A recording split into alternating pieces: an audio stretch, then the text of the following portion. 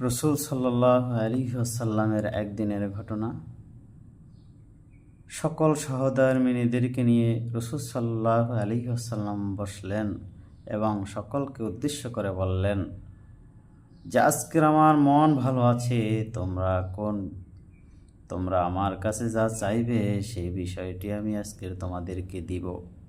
রাসূলুল্লাহ সাল্লাল্লাহু আলাইহি ওয়াসাল্লামের এই কথা শোনার পরে মা আয়েশা সিদ্দিকা রাদিয়াল্লাহু তাআলা আনহা বৈঠক থেকে উঠে দাঁড়ালেন এবং বললেন, ইয়া রাসূলাল্লাহ, আমি আমার আব্বুর কাছ থেকে কি পরামর্শ নিতে পারি এ ব্যাপারে?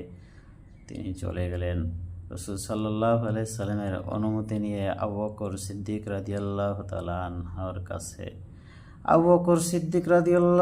আনহুর কাছে যখন বিষয়টি বললেন, তিনি বললেন, মা আয়েশা সিদ্দিকা, তুমি আগে বলো, রাসূল সাল্লাল্লাহু আলাইহি ওয়াসাল্লাম যে কথাটি তোমাকে জানাবেন, যে কথাটি বলবেন, সেটা তুমি আমার কাছে অদাবদ্ধ হও, তুমি আমাকে সবার আগে জানাবে। মা আয়েশা সিদ্দিকা রাদিয়াল্লাহু তাআলা আনহা বললেন, আব্বাজান, আপনি আমাকে পরামর্শ দিন, অবশ্যই আমি আপনাকে জানাবো।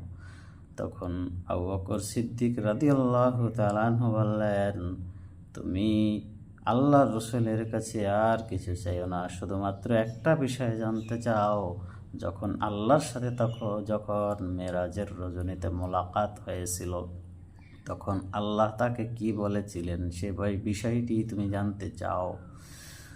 মা আয়েশা সিদ্দিকা রাদিয়াল্লাহু তাআলা আনহা ঠিক আল্লাহর হাবিবের সান্নিধ্যে এ কথাটি জানতে চাইলেন, ইয়া রাসূলুল্লাহ, আমি আপনার কাছে একটা বিষয় জানতে চাই, যখন আল্লাহর সাথে আপনার মোলাকাত হয়েছিল মেরাজের রজনীতে, তখন আল্লাহ আপনাকে কি বলেছিলেন?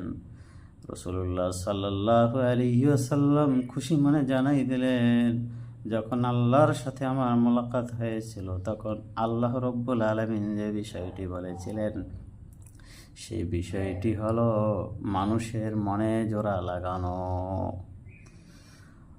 তখন বিষয়টি যখন আবু বকর সিদ্দিক রাদিয়াল্লাহু তাআলা আনহুর কাছে মা আয়েশা সিদ্দিকা রাদিয়াল্লাহু তাআলা আনহা উপস্থাপন করলেন, অঝোর ধারায় কান্না শুরু করে দিলেন।